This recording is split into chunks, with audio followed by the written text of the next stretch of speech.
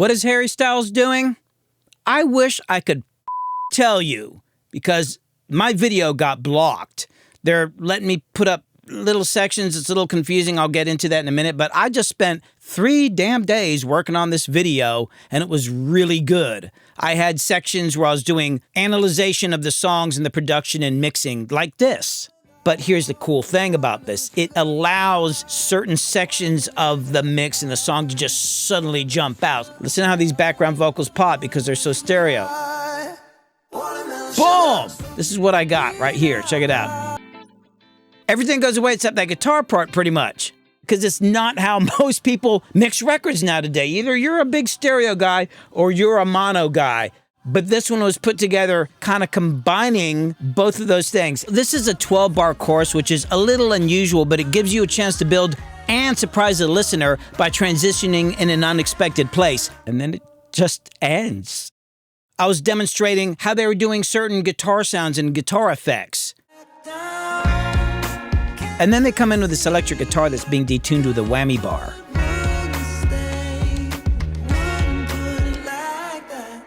What? There's a guitar solo in this song. I mean, who does guitar solos? They're using an octaver.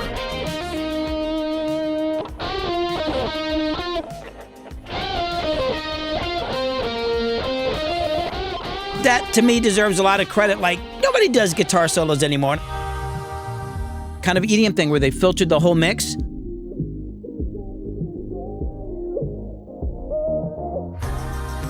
I was also talking about how they were using sounds and styles from different eras in music and blending genres. And I think being at the forefront of what I call the degenerification of music.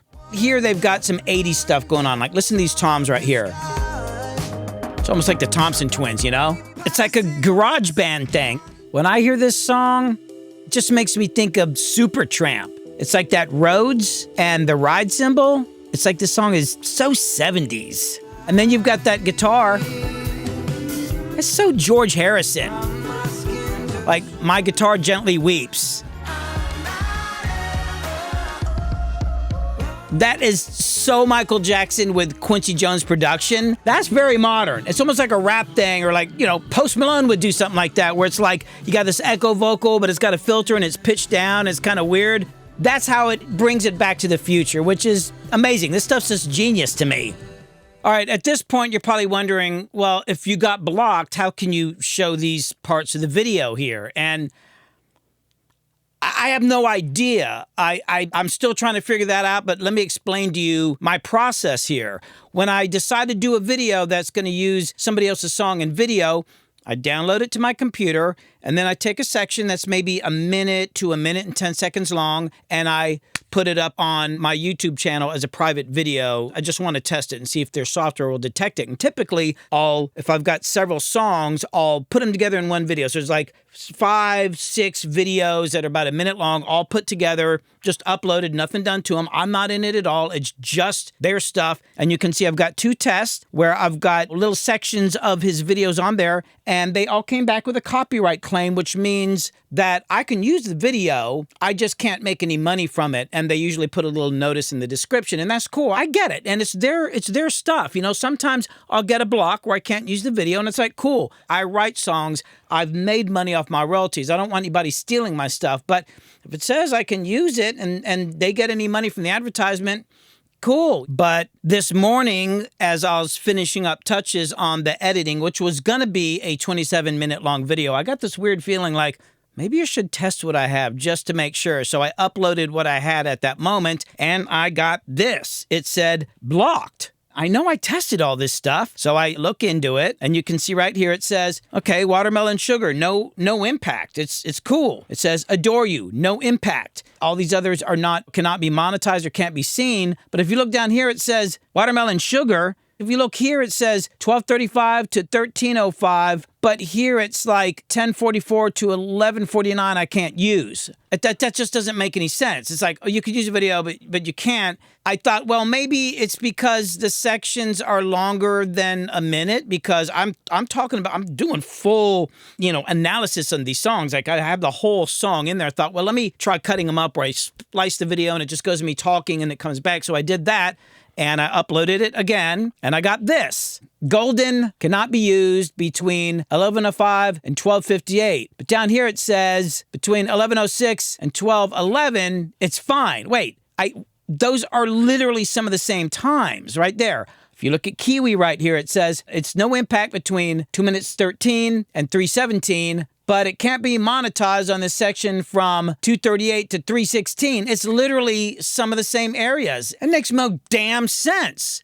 So I thought, let me make sure I'm not losing my mind. Let me re-upload 1-minute sections of these songs just on their own to see. And I did that. And you can see right here up at the top, the 2 full tests I did of the video. But if you look here, look at all this right here. These are the same damn songs without me talking on them. They're all about a minute long here. There's one here that's 11 seconds because I was just testing like maybe the fact that the title was in it. Not only are there copyright claims and I can use them but not get paid, but a couple of them says there are no restrictions. I could literally get paid off that. That makes no freaking sense whatsoever. It's so disappointing. I'm so frustrated and depressed because I spent days on this thing, and this whole video wasn't just a good video. For me personally, it was a big discovery because I was making this video because I came across a Harry Styles video and watched it, and I was like, oh, that's kind of cool. I didn't really know anything about him. I didn't know he was in One Direction. I had never even heard any of the songs, even though I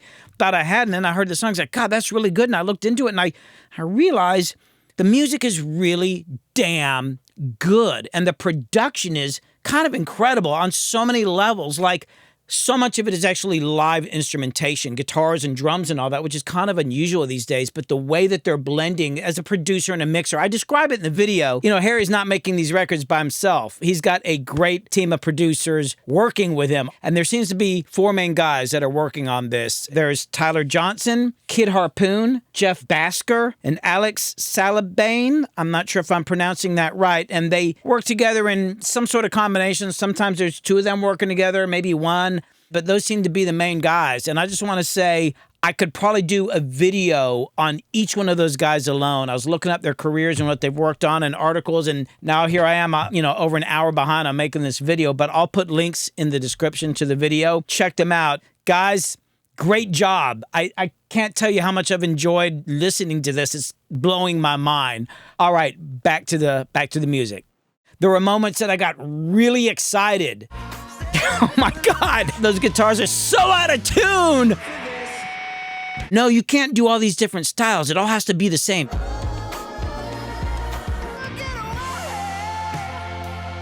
It's like we just went on a journey.